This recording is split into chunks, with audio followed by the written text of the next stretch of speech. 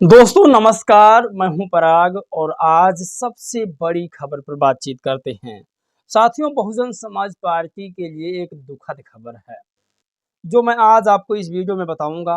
वहीं सबसे बड़ी खबर कि रामजी गौतम उस दुख की घड़ी में पूरे परिवार के साथ खड़े हैं। बहुजन समाज पार्टी का नेतृत्व रामजी गौतम कर रहे हैं कई राज्यों में, तो आज आपको ये भी बताएंगे। लेकिन वहीं सबसे बड़ी खबर सोचिए, आजम खान ने जेल से एक बड़ी खबर जारी किया है जो मैंने कल बताया भी था, लेकिन आज आपको उस पर विस्तार से बताएंगे।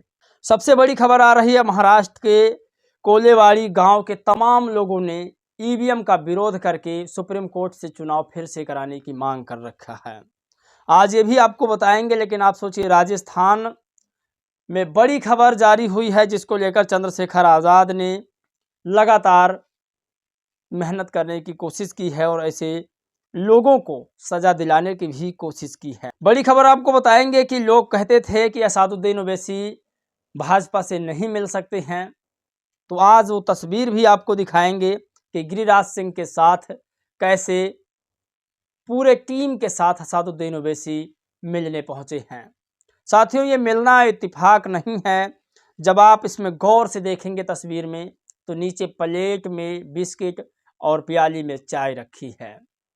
अगर कोई काम के लिए जाता है तो सरकार से अपनी काम की बात करता है।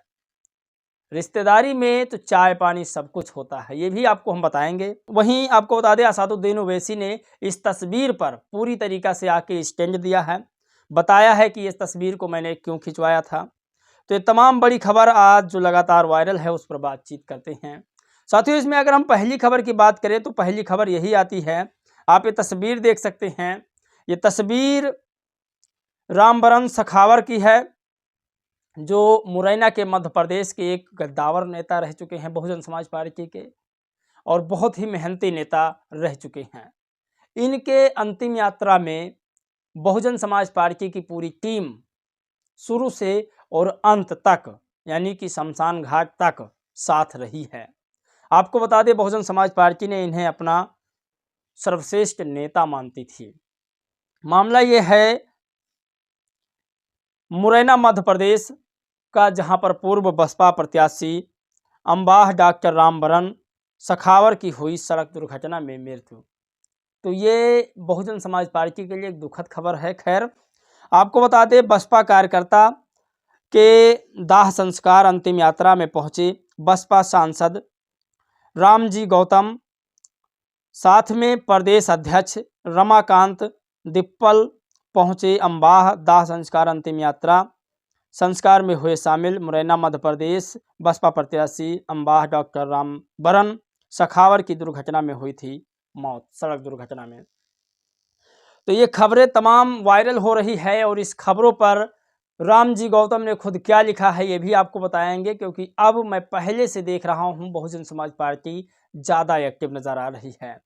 हर जगह वो जा रही है, चाहे वो पूर्व के नेता हों या प्रेजेंट टाइम के नेता हों, दुख सुख की बात हो या शादी विवाह की बात हो, हर जगह पर बहुजन समाज पार्टी के लोग पहुंच रहे हैं। बस उनकी गलती ये है कि वो लोग कभी भी सोशल मीडिया या मीडिया चैनलों से मुलाकात नहीं करते हैं। सबसे बड़ी दुख की बात ये है। अगर वो लगातार सोशल मीडिया पर एक्टिव हो जाएं तो 2027 का चुनाव चुटकियों में जीत सकते हैं। रामजी गौतम इस पर लिखते हैं कि बालोतरा जिले के तह पचपदरा के गांव असड़ा में विश्वनाथ मेघवाल की चाकू मारकर हत्या कर दी गई, लेकिन अभी तक अपराधी को गिरफ्तार न होना राजस्थान में दलित के प्रति सरकार और पुलिस की उदासीनता दर्शाता है। यहाँ जंगल राज की वानगी है। परिवार के लोग को इंसाफ दिलाना सरकार को, पुलिस को पूरी जिम्मेदारी है। तो पुलिस की जिम्मेदारी है कि लोगों को इंसाफ दिलवाए, और इस मामले को चंद्रशेखर ने भी उठाया है। दरअसल दोनों लोग कंपटीशन कर रहे हैं राजनीति में, चाहे वो बहुजन समाज पार्टी के नेता हों या फिर आज़ाद समाज पार्टी के नेता हों। और आज़ाद समाज पार्टी के नेता, बहुजन समाज पार्टी के नेता दोनों एक्टिव हैं, लेकिन दोनों में फ़र्क है कि सोशल मीडिया हो या मेन स्ट्रीम मीडिया हो, चंद्रशेखर या आज़ाद समाज पार्टी के लोग लगातार ढूंढ ढूंढ के बाइट दे रहे हैं। ये सबसे बड़ी राजनीतिक पकड़ होती है। अगर आप सोशल मीडिया और मेन स्ट्रीम मीडिया से मिले रहेंगे तो आप हमेशा सुर्खियों में रहेंगे और चुनाव सुर्खियों में रहकर ही जीता जाता है। खैर, बहुजन समाज पार्टी के बाद आपको लेकर चलते हैं आज़ाद समाज पार्टी की ओर।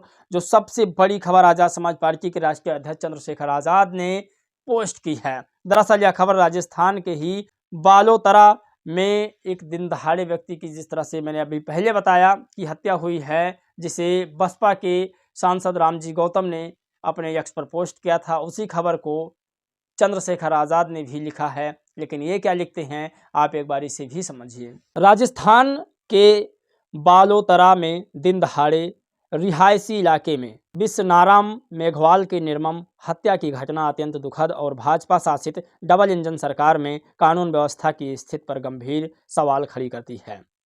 मेरी गहरी संवेदना शोककुल परिवार के साथ। प्राकृतिक से प्रार्थना करता हूं कि शोककुल परिजनों को इस अंतिम असीम दुख को सहने की शक्ति प्रदान करें। आरोपी शीघ्र गिरफ्तार सुनिश्चित कर सख्त कार्रवाई करे। साथ ही मृतक परिवार को 50 लाख रुपए की आर्थिक सहायता भी करे और सरकारी नौकरी भी प्रदान करे। चंद्रशेखर की ये बड़ी मांग है। चंद्रशेखर आज़ाद की ये बड़ी मांग है और इस मांग को सरकार को स्वीकार करना होगा। 50 लाख रुपए आर्थिक तौर पर परिवार को मिलना चाहिए। वहीं परिवार में जीवन यापन करने के लिए एक गवर्नमेंट नौकरी भी मिलनी चाहिए। सबसे बड़ी खबर है। अगली खबर की ओर लेकर चलते हैं। ये तस्वीर गिरिराज सिंह की है, आप देखिए। और गिरिराज सिंह के साथ जब आप तस्वीर में जूम करेंगे तो आपको दिखेगा कि असादुद्दीन ओवैसी साहब एक कोने में चुपके से खड़े हुए हैं। मुझे तो यकीन नहीं हो रहा है कि असादुद्दीन ओवैसी साहब बीजेपी के सबसे बड़े नेता के साथ खड़े हैं। वो नेता के साथ खड़े हैं जिस नेता ने कहा था मुसलमानों के गालों में थप्पड़ मारना चाहिए। उस नेता के साथ में खड़े हैं जिस नेता ने कहा था कि मुसलमानों के दोनों गालों पर कस के थप्पड़ मारना चाहिए, उनको एहसास दिलाना चाहिए कि आप भारत में रह रहे हैं। सोचिए, संविधान कहता है इस देश का हर व्यक्ति भारतवासी है और भारत में रहने का उसे पूरा अधिकार है। बीजेपी के लोग कहते हैं भारत में जिसको रहना है उसको सिर्फ राम राम कहना है। आप कल्पना नहीं कर सकते। और मुसलमानों को बेवकूफ़ बनाने के लिए क्या ये असादुद्दीन ओवैसी साहब उनके साथ खड़े हैं? आप कल्पना नहीं कर सकते। इस मामले में स्टैंड अपना दिए हैं। असादुद्दीन ओवैसी ने कहा है मालेगांव के पावर लूम लाखों के लोगों के रोजगार का जरिया है। हम टेक्सटाइल मंत्री से इसी सिलसिले में मिलने गए थे। हमारे घर में हो रही दावत का न्योता देने नहीं गए थे। एक सांसद के तौर पर मेरा फर्ज बनता है कि मैं आम आदमी के मामले उठाऊं। तो मेरे घर में दावत चल रही है, इसका निमंत्रण मैं बीजेपी के नेता के पास नहीं गया था देने। दरअसल जब इस तस्वीर को आप और गौर से देखेंगे तो यहाँ पर देखेंगे कि चाय और बिस्किटें नमकीन भी रखी हुई है। खैर, इस पर पूरी तरीका से अपने जवाब को असादुद्दीन ओवैसी साहब ने दे दिया है। और जो लोग ये सोच रहे हैं कि एक सांसद को चाय पानी पीने का अधिकार नहीं है तो शायद वो गलत हैं। हर नेता का स्वागत करता है। ये बड़ी खबर है। अगली खबर की ओर हम लेकर चलते हैं सीधा। महाराष्ट्र के कोलेवाड़ी गांव ने ईवीएम के खिलाफ प्रस्ताव पास किया है। गांव के लोगों का कहना है हमें ईवीएम पर भरोसा नहीं है, बैलेट पेपर से चुनाव होना चाहिए। कुछ दिन पहले महाराष्ट्र के मारकडवाड़ी गांव में भी ईवीएम खिलाफ लोग एकजुट हुए थे। गांव के लोगों का कहना था हमारे यहाँ बीजेपी को 100 वोट से भी ज़्यादा नहीं मिलते हैं, लेकिन ईवीएम से 800 वोट कैसे मिल गए, सोचिए। तो ईवीएम के खिलाफ बड़ा प्रोटेस्ट है। लेकिन अगली खबर की ओर हम आपको लेकर चलते हैं जो यूपी की राजनीति में भूचाल डालने वाला है। दरअसल यूपी की राजनीति में अब एक नया मोड़ ले लिया है। मैंने पहले 2 महीना पहले लगभग इस पर बातचीत भी किया था। आपको बता दें कि आज फिर से मौलाना आजम खान साहब ने जेल से एक संदेश भेजा है, जिस संदेश में साफ साफ लिखा है कि इंडिया गठबंधन मुसलमानों की राजनीति को ख़त्म कर रही है। तो आजम खान ने इंडिया गठबंधन को बड़ी चेतावनी दी है। साथ में उन्होंने अखिलेश यादव को भी बड़ी चेतावनी दी है। उन्होंने जितने मुद्दे उठाए हैं उन मुद्दों में कहा है कि आपने रामपुर का मुद्दा संसद भवन में क्यों नहीं उठाया है, जबकि आपने संभल का मुद्दा उठाया, जबकि मुसलमानों की जहां ज़्यादा मुसलमान हैं वहां आपने उनका मुद्दा उठाया, लेकिन संभल के बाद आपको रामपुर का मुद्दा भी उठाना चाहिए था। क्या मुसलमान अखिलेश यादव का साथ छोड़ सकते हैं?